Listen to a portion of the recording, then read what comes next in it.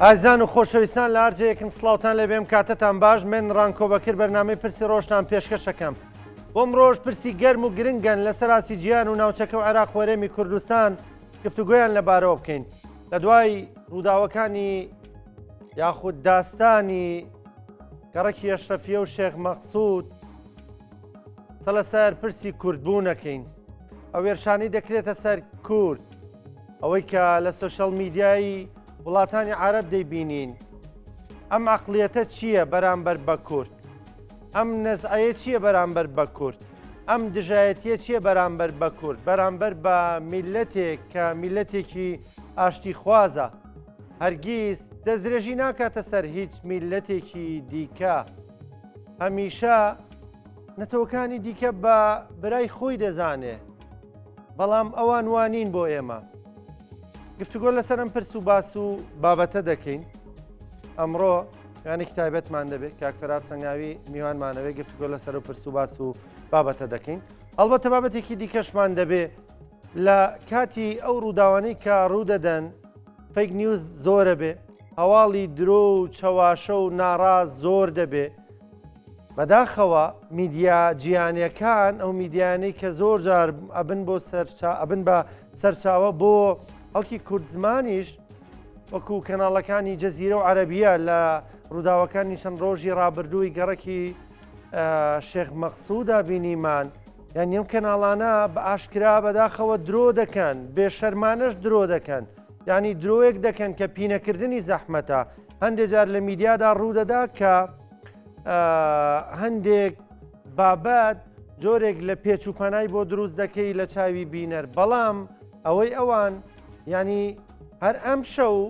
ئەو کەناڵانە ڕیان دەگەیان کێزەکانی سووریای دیموکرات کە ئەوان بە قەز ناوێ بن هێرش دەکاتە سەر سەنگەرەکانی سوپای سووریای نیشتیمانی بە قەولی خۆیان. ینی لەو چەند ڕۆژەشدا ئەوەی پێیان کرا لە دژایەتیکردنی کورد بە گشتی و ئەم هێزە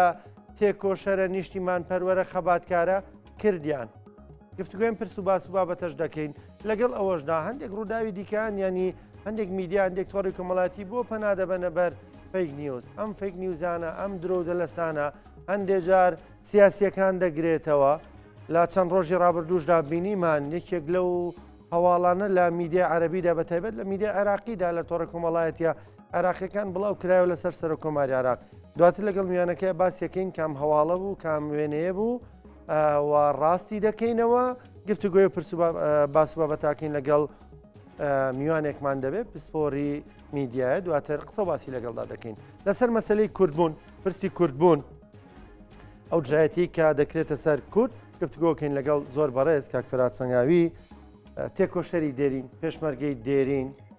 ڕۆشنبیر، نووسەر و هەتا ئێستاش هەر لە خەباتدا. کاک فەرهاد بەخێر بێ. زۆر سپاس. زۆر بەخێر بێ، زۆر بەخێر بێ. ڕووداوەکانی گەڕەکی ئەشرەفیە و شێخ مەقسوود و ئەوەی کە بینیمان چی پێوتین؟ ئەوە خۆڕاگری و فیداکاری هەسەدە و کوردانی ڕۆژاوایی پێوتین.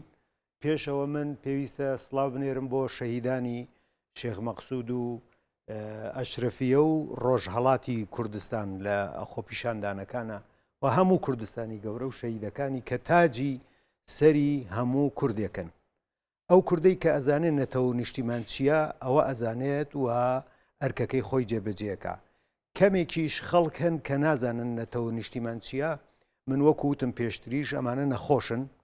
نەخۆشی فیزیکی هەیە و نەخۆشی سایکۆلۆژی و سایکۆپاتی هەیە.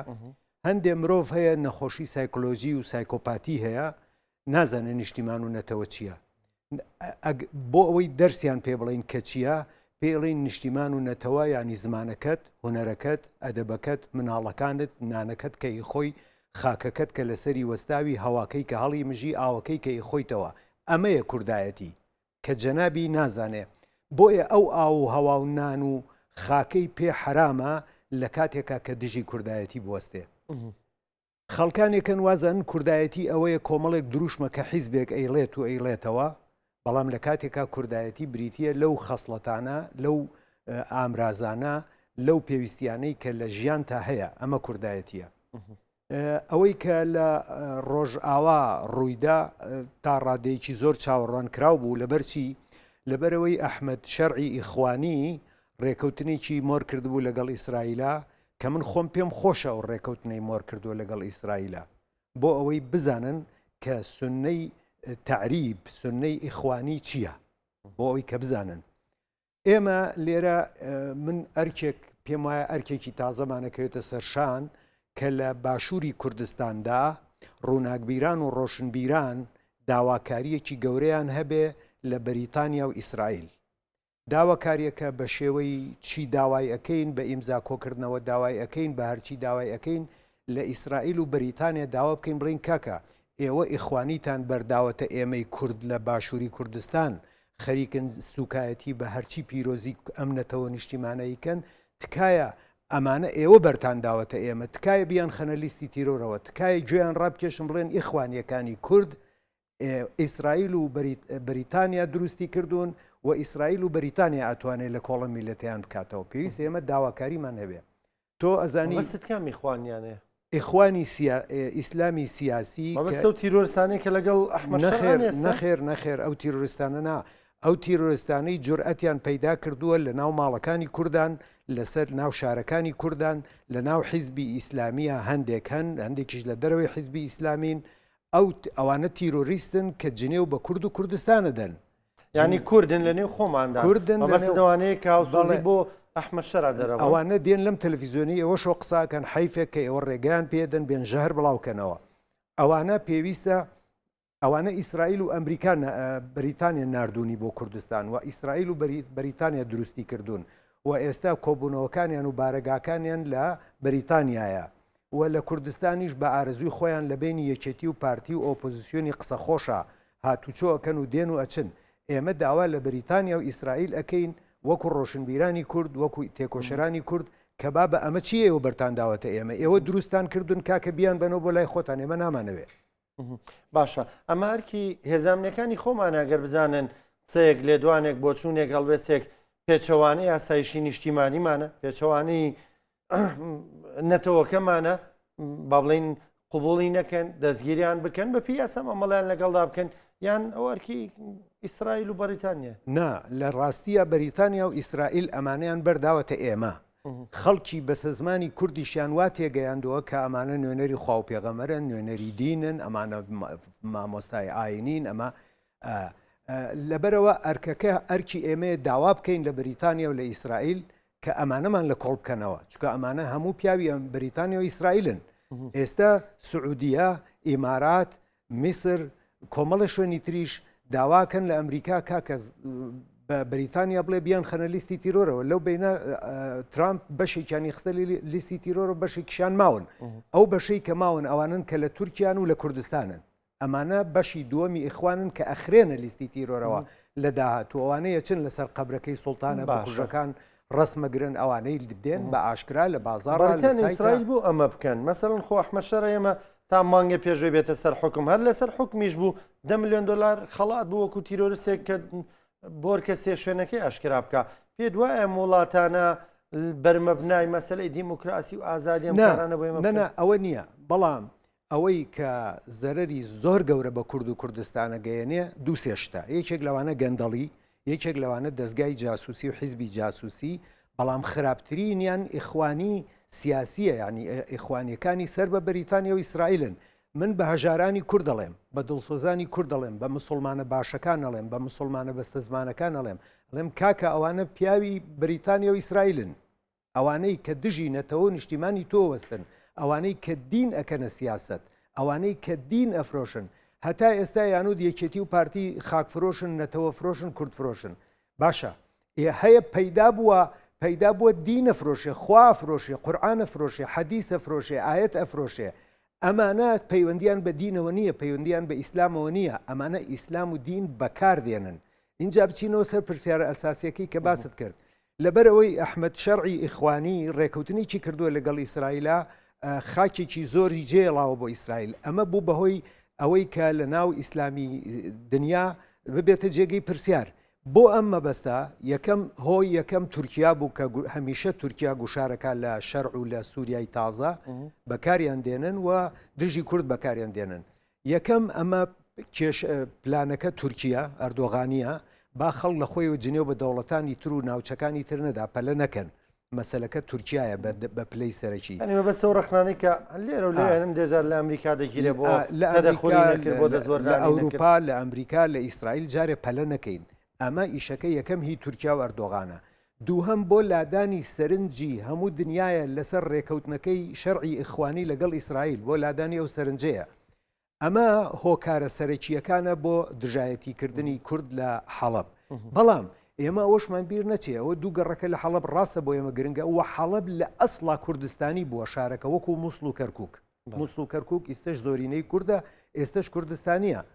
حەڵەبی شتێکی لەو بابەتە بوو ئیستا ماوەتۆ سەر دوو گەڕک وەکو حەویجە با بەراوردی بکەین کە کوردستانی بوو ئێستا عەرەبتیایە زۆرینێ نا آخر سەیریکە هەتا ڕاپەڕینیش کەرکک ئێستاش زۆرینەکەی کورد هەتا ڕاپەڕینیش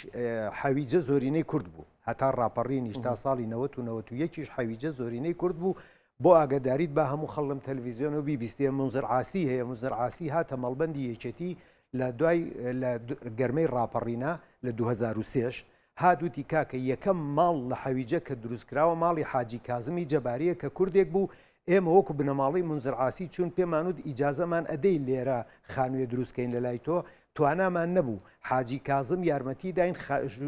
دوژور و هەیوانمان دروست کرد لە تەنیش حاجی کازمەوە حەویجە ئیستش زۆربەی کووردە ئێستش بەڵام بابەتەکەمان بۆ حەویجە نییە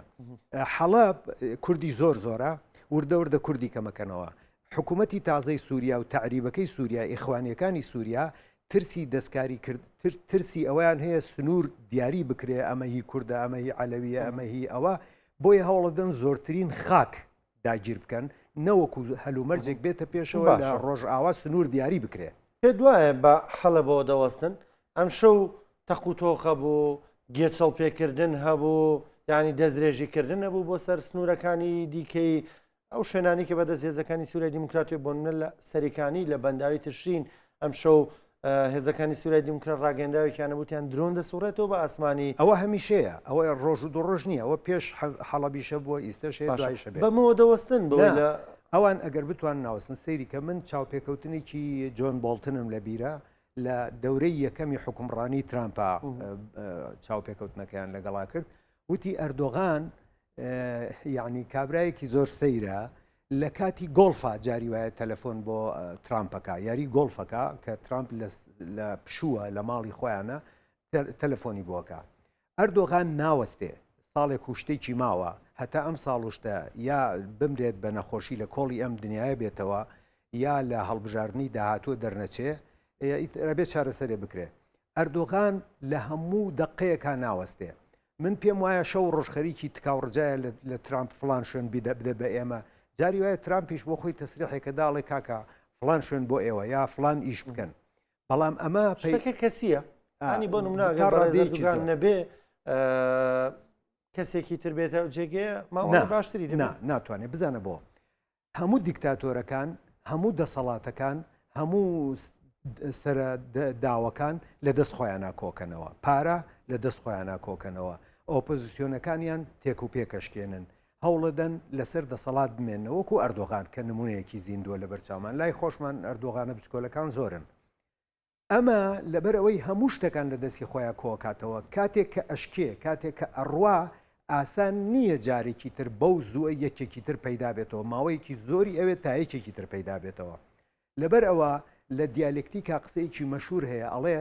ئەو ئاوەی لە ڕووبارێکا خۆتی پێشۆی ناتوانانی ئەو ئاوە بگریتەوە جارێکی کە بکی بیکەی بە یەک جار لە ڕووبارێک کاتوانی خۆشوی لەو زەڕاتی ئاوەکان گەڵەکانی ئاوەکان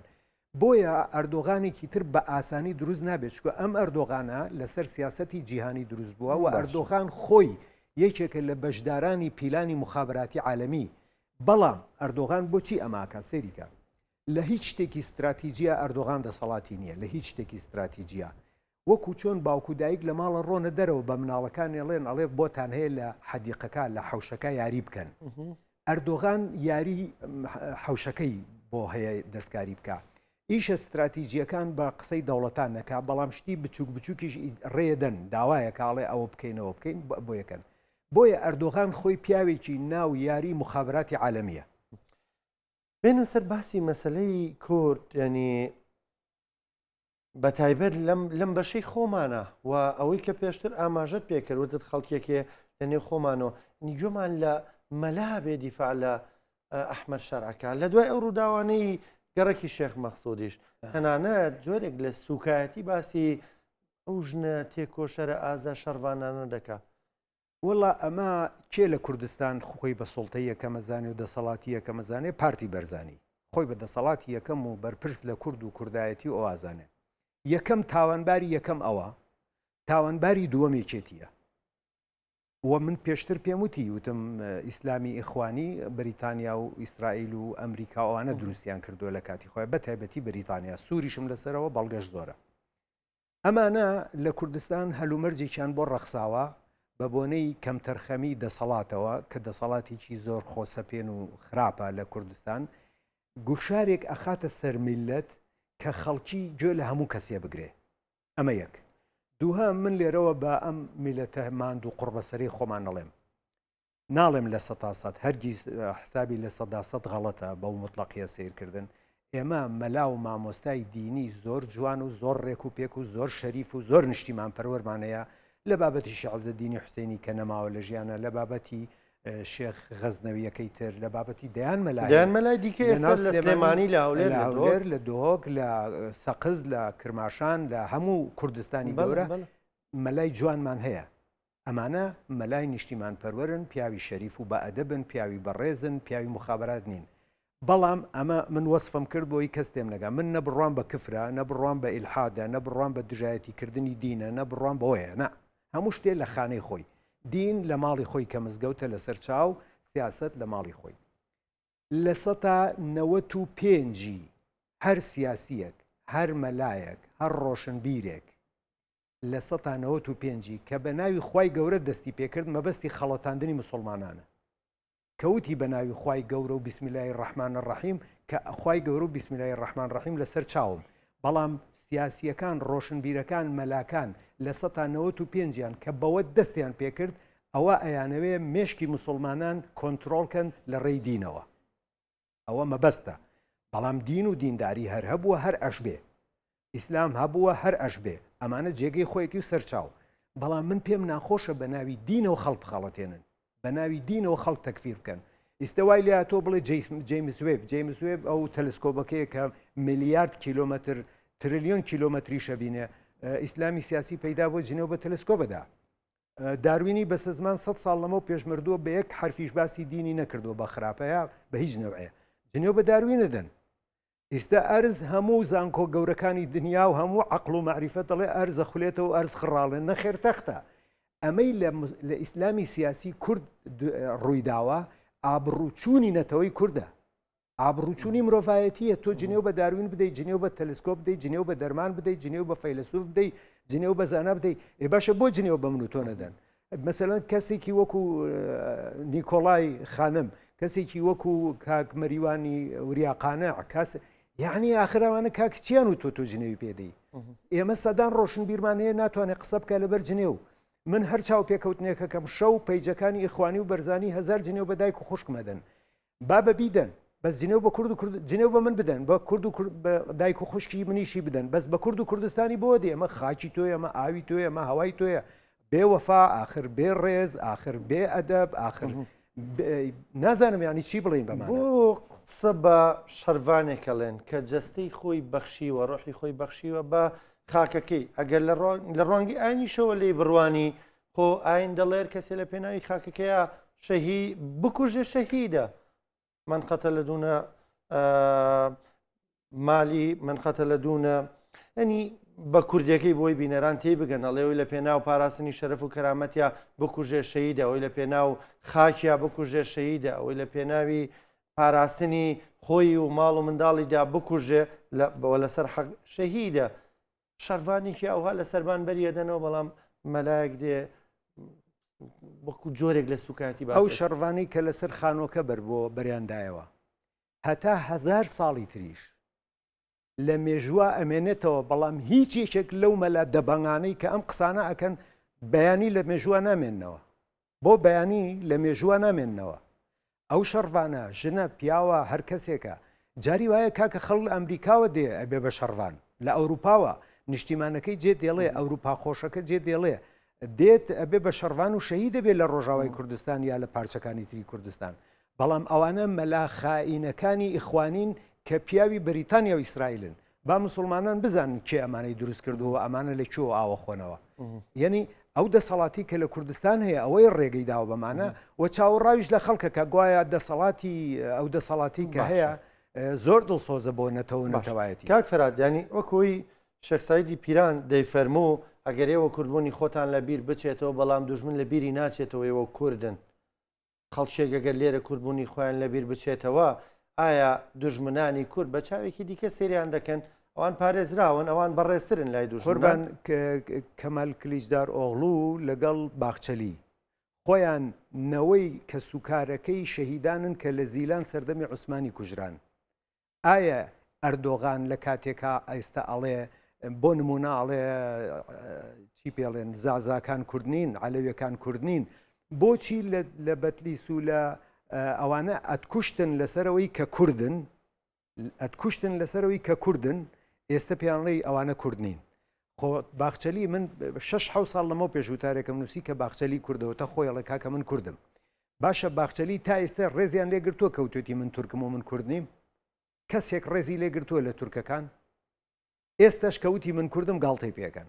هەر کەسێک لە نەتەوە نیشتیمانی خۆی هەڵگەڕێتەوە هیچ معنایەکی نییە تۆ ئەتوانی دژی حیزبێک بیت بەس بۆ دژی نەتەوەکەتە بی ئەتوانی دژی ئایدۆلۆژیایەک بێتوانی دژی من بی مەلایەک ئەتوانێت دژی من بێ حەقی خۆیەتی بەس حەقی خۆی نییە دژی کورد و کوردستان بێ حەقی خۆی نییە دژی ئەم ئاوە خاکە بێ کە ئیخواتەوە ئەو ئاوا خواتەوە پێویستە ئەو ئاوەی لێ حرام کرێ پێویستە ئەم خاکەی لێ حرام کرێ پێویستە لە زیندان بێت لەوێ دادگایی بکرێ ئێمە کوا دادگامانەیە کوا ڕژێمانەیە کوا سیستممانەیە کوا حکوومەتمانەیە کوا ینی کەرکک و خانەقین و سنجار و بەدرە و جەسان و مەندەلی ئەوە هەمووی بکەوتۆتە ژێر پێوە لە ئەنجامی ڕیفرەندۆمەکە ئەوە لە هەموو کوردستانە سوکایەتی بە کوور دەکرێت باشە معقول لە تۆ لەولاوە ئەحمەد جۆلانی ئیخوانی پیرۆزباییت لێ بکە لەم لاوە تۆچی لە هەولێر عەرەب دەرەکەی عەرەبی سووری هەر حیامانەچی عەرەبی سووری چۆن دەرەکرێت کاک لەگەڵەوە هەڵەسەنیت ئەوە کەی گشتاندن نە عیقابی جەماعی نە پاداشتی جەماعی نە سزای جەماعی لە قانون و لە ئوسوڵ و لە لۆجیکا معنای نییە حیامانەچێ بڵێن وڵات لە هەولێر سووری دەرەکەن عەرەبی سووری دەرەکەن ینی پێ دوایەوە جۆرێکە لە ڕەسەزیم ئەوە بلابردنی سەرنجی میلەتە لەسەر ئەو گۆڵانەی کە ئەیدەن لەسەر ئەو خیانەتانەی کە ئەیکەن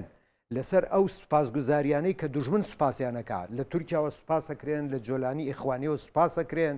ئەوە لابردنی سەرنجی خەڵکە وڵا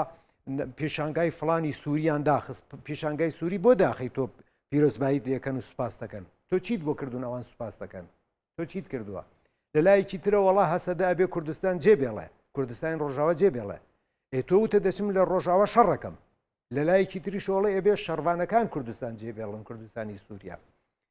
لابردنی سەرنجی خەڵکە و ئابڕووچوونە لە کۆمەلگای نێودەوڵەتیە تۆ عەرەبی سووری دەرەکەی ئەوە ئاوارەیە لە لای تو بۆی کوێی دەرەکەی لە کاتی خۆیان بۆ دەری ناکەی ئەگەر تۆ دەرێکەی لەسەرەوە دەرێکەی کەوا لە شێخ مەقسوود و شێخ ئەشرەفیە کوردیان شەهید کردووە لەسەرەوە دەرێکەی ئەگەر لەسەرەوە دەرێکەی ئەمە مۆزوعێکی ترە بەڵام ئەوە بەو ئوسلوبە نابێ بەو نەوعەت ئەکرێ عەرەبێکی سووری تیرۆریست بێ دەریکەی ئێ باشەوە برای شەرع لەوێ خاوەنی کۆمپانیای کۆکاکۆلایە برای شەرعی لێ تۆ برای شەرعی لێ دەری ناکەی بەس لە ژێر دەسەڵاتی ڕژێمی بەرزانی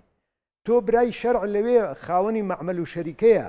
تۆ سەدان و هەزاران عەرەبی سووری کە ئەوەی ئەچێ لەسەر جادەکە خۆپیشاندانەکە پشتیوانی لە شەرعەکە ئەوانە لەوێن تۆ فەقیر وەژاری سووری چی دەرەکەی کێ دەرەکەی بۆ دەرەکەی ئەمە زانیاری دقیقە ئەوە هەموو فەیسبوک پڕە لە زانیاری دقیق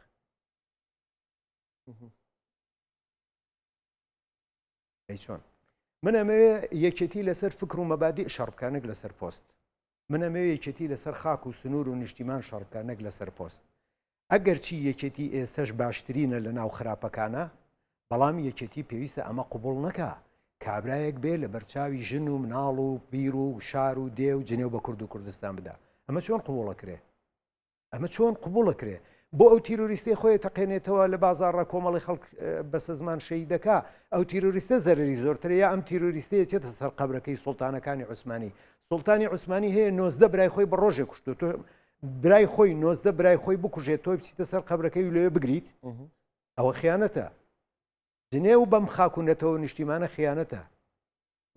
بە شەهیدەکانی بە تێکۆشەرەکانی بە سەرکردەکانی بەوانەی کە پاکن دڵسۆزن خەباتەکەن بۆم خاک و نیشتیمانە